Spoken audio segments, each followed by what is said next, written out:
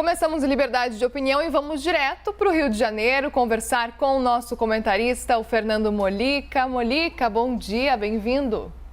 Bom dia, Muriel, bom dia a todos. Vamos começar então no nosso primeiro assunto, porque está marcada finalmente para daqui a pouco a sabatina do ex-ministro André Mendonça na Comissão de Constituição e Justiça do Senado. Isso depois de mais de 4 meses da indicação do nome dele para a vaga aberta no Supremo Tribunal Federal. Ontem, a relatora do processo, a senadora Elisiane Gama, deu parecer favorável à indicação do ex-ministro e no relatório ela apontou que com a nomeação deve haver grande responsabilidade e compromisso com a democracia e o Estado laico. Molica, qual que é a sua opinião sobre a indicação de Mendonça para essa vaga no STF? Olha, Muriel, a Constituição é muito vaga em relação às exigências feitas a um candidato a ministro do Supremo Tribunal Federal. Tem que ter conduta ilibada e conhecimento jurídico, enfim, isso em tese ele tem. Então não há nada que impediria a nomeação dele, a aprovação do seu nome. A questão principal é essa história do terrivelmente evangélico. Nada contra os evangélicos, claro, nada contra ninguém de qualquer religião. Mas precisa ficar claro que se ele for aprovado para o Supremo Tribunal Federal, ele não irá para lá tendo uma espécie de mandato a ser cumprido em nome dos evangélicos. Isso é uma questão simples. Eu falo dos evangélicos como se fosse terrivelmente umbandista, terrivelmente católico, eu falaria exatamente a mesma coisa, tá? Nenhum preconceito. A questão é que a Bíblia de um ministro do Supremo Tribunal Federal tem que ser a Constituição. Essa é a única Bíblia que deve ser respeitada, que deve ser sobre a qual ele jura, em nome da qual ele promete cumprir, respeitar, defender. Tem que ser a Constituição brasileira. Por que isso? Isso é importante que hoje, é claro que no depoimento dele ao Senado, na sabatina, ele vai dizer que vai respeitar o Estado laico, vai respeitar as normas da Constituição, mas seria importante questioná-lo sobre pontos mais concretos. Vou citar alguns. Por exemplo, muitos pastores ou alguns pastores, lideranças evangélicas, defendem o direito de, nos seus cultos, dentro de suas igrejas, eles condenarem a homossexualidade, alegando que a Bíblia tem trechos que condenam esse tipo de prática. Bem, e aí? Como é que ele vai se comportar? Dentro dos templos é possível ter preconceito? É possível que dentro dos templos não haja respeito à Constituição, não haja respeito a normas do próprio do Supremo Tribunal Federal, uma decisão que equipara a homofobia ao racismo? Como é que ele vai se comportar nesse caso? A gente também tem a Bíblia, aí você fala, porque a Bíblia diz isso, a Bíblia diz uma porção de coisa, a Bíblia foi escrita dentro de um determinado período histórico, há milhares de anos. Então, a Bíblia também justifica em alguns trechos a poligamia, admite que um homem possa ter mais de uma mulher. A Bíblia justifica, naturaliza em determinados trechos a escravidão. Então, a gente vai adotar a escravidão porque em determinados trechos da Bíblia diz que o escravo deve ser bem tratado, pressupõe a existência de escravo. Isso representa aquilo que havia na época, não hoje. Não, então a Bíblia também tem que ser lida aos olhos de hoje, ela não pode ter valores absolutos. Então isso é importante questionar o ministro, o futuro ministro, o candidato a ministro, sobre esses pontos. Como é que ele vai se comportar?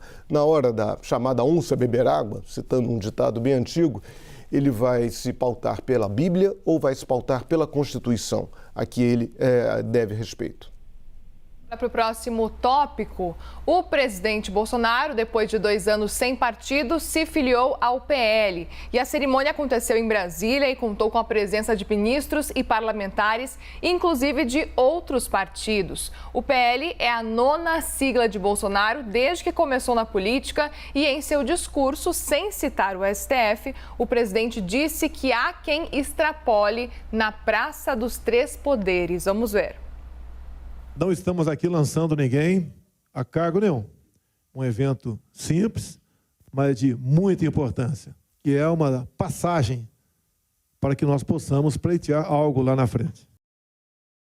Molica, na sua avaliação, qual deve ser o tom de Bolsonaro daqui para frente? Primeiro, só uma observação que eu não falei na passagem anterior. Outra questão importante também, muitas religiões, muitas tendências, vertentes evangélicas, associam religiões de origem afro a práticas demoníacas. Isso justifica, muitas vezes, agressões, destruições de templos. Como é que o ministro vai se posicionar em relação a isso? Mas vamos lá, vamos agora à questão da vez, que é essa questão da filiação do presidente Jair Bolsonaro.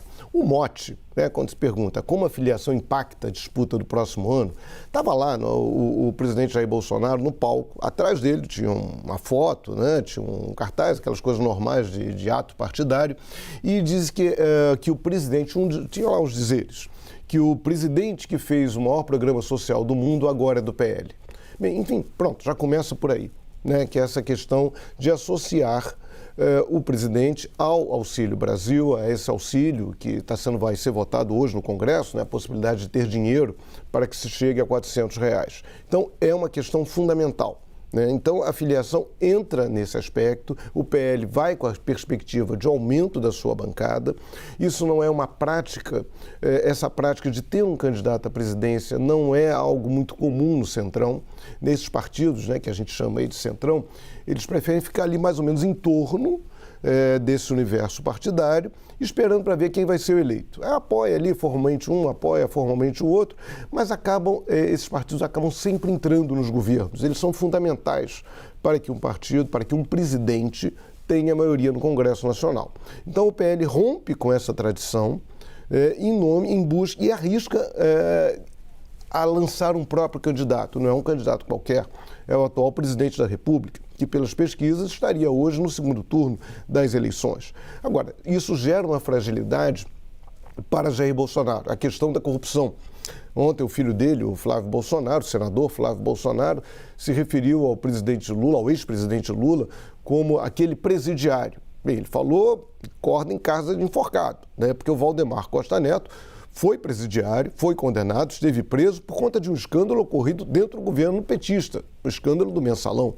Então isso fragiliza essa vinculação direta do presidente Jair Bolsonaro ao Centrão, a entrada dele num partido do Centrão, num partido cujo presidente é alvo de tantas acusações e até de condenações, fragiliza o discurso anticorrupção e facilita a vida do Sérgio Moro por aí.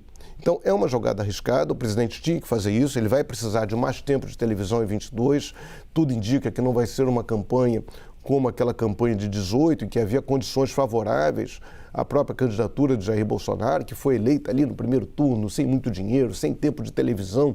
Enfim, 22 se anuncia como uma batalha diferente, então Jair Bolsonaro tentou ali de marcar uma posição. Garantir o apoio do PL, que era um partido que também poderia pular para o lado do Lula. Ele tenta garantir agora o apoio do PL dos demais partidos do Centrão. Agora, aquela história, como tudo na vida, tem um ônus e tem um bônus e tem um ônus. Muriel. Qual que deve ser o tom de Bolsonaro daqui para frente? Ele vai insistir no tom, que é o tom que ele sabe.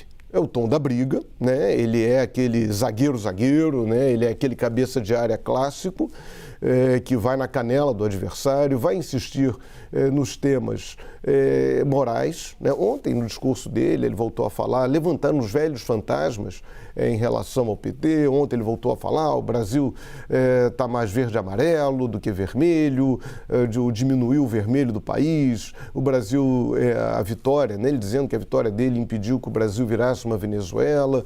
Ele vai tentar atacar esses pontos. Quando a gente olha as pesquisas de opinião, quando a gente pega as pesquisas e começa ali a depurar, a gente vê que ele tem uma base de apoio ainda muito forte entre os evangélicos, tem uma base de apoio muito forte entre pessoas entre 2 e 5 salários mínimos, até um pouco menos de 2 salários mínimos.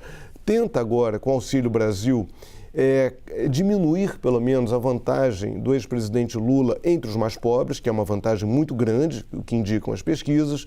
Enfim, ele vai tentar fazer isso, tentar mostrar resultados do seu governo, que tem dificuldades, claro, a gente tem um aumento da inflação, claro que houve a pandemia, a gente tem o desemprego que deu uma melhoradinha, mas o número de pessoas com carteira assinada, os empregos criados com carteira assinada ainda são muito poucos, como a Raquel Landim, nossa colega, mostrou ontem, e vai insistir nesses temas morais, insistir nesse eleitorado mais conservador. Agora, Agora ele tem um adversário nesse mesmo campo, que é o Sérgio Moro.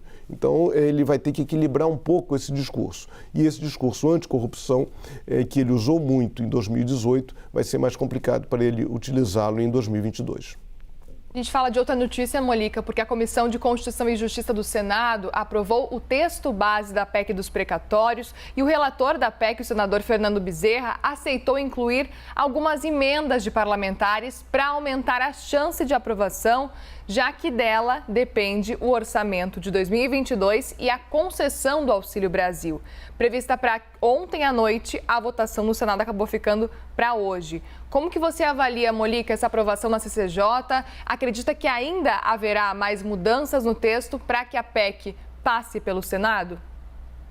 Já houve, né, algumas mudanças, porque é a questão, a oposição nessa hora fica numa situação muito delicada. Porque, é claro, a prioridade no Brasil tem que ser a prioridade de todo mundo, independentemente de partido, religião, o que for, divisão ideológica, é matar a fome de quem está com fome. Ponto. Né? Isso é o fundamental. Fora isso, todo o resto é secundário. Então, manter agora que o governo acabou com o Bolsa Família, garantir o Auxílio Brasil e garantir o Auxílio Brasil com um valor maior, esses R$400, né, que o governo propõe, isso é fundamental para o país inteiro. Né? Isso é fundamental para a vida dos brasileiros. Isso, ponto. Isso é indiscutível. Agora, a oposição fica com medo de entregar esse mérito ao presidente da República para que ele possa utilizá-lo na campanha do ano que vem. Aí começa a negociação. Né?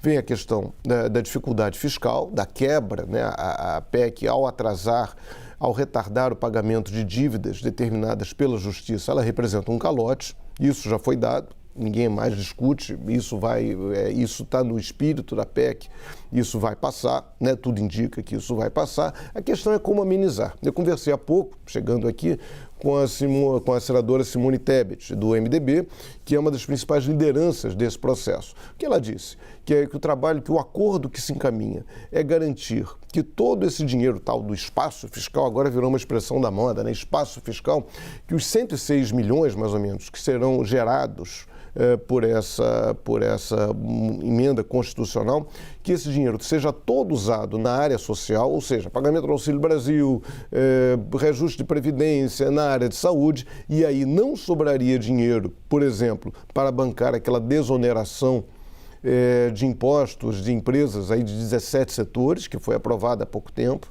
em torno de 8 bilhões, esse dinheiro teria que vir de outro lugar, não viria dessa PEC, e também garantir que esse Auxílio Brasil seja colocado na Constituição, ou seja, a Constituição passe a incluir a necessidade, a obrigação de governos pagarem uma complementação de renda.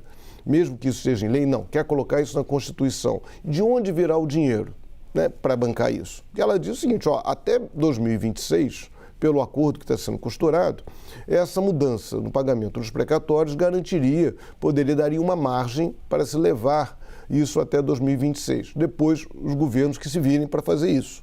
Né? E aí é uma discussão que a sociedade tem que ter. Né? A sociedade tem que ter essa discussão. Como amenizar a dor da fome, né? A incúria da fome, como isso tem que ser amenizado. Então, caminha-se para a ideia de um acordo. Ela falou que a tendência é que isso seja votado hoje. Ela até brincou, falou, a cada dia que demora para votar, esse troço fica mais caro. Né? As pessoas pedem mais vantagens, pedem mais concessões. Então, a tendência, pelo que ela me disse, ela não é ligada ao governo, ela pode dizer que é da oposição, diz que vai ser votado hoje, que serve ser votado hoje, mas com esse tipo de limitação, para tentar caracterizar, no fundo, qual é a leitura disso? É tentar caracterizar a aprovação do Auxílio Brasil de R$400 como uma vitória do Congresso Nacional, não apenas uma vitória do presidente Jair Bolsonaro. É claro que para a população isso vai acabar sendo vendido como uma vitória do presidente Jair Bolsonaro, mas a oposição tenta fazer a sua parte e garantir aí algum mérito nessa concessão. Muriel. Molica, obrigada. Uma boa quarta-feira para você. Obrigado. Ótima quarta-feira para todo mundo. Tchau, obrigada. Tchau.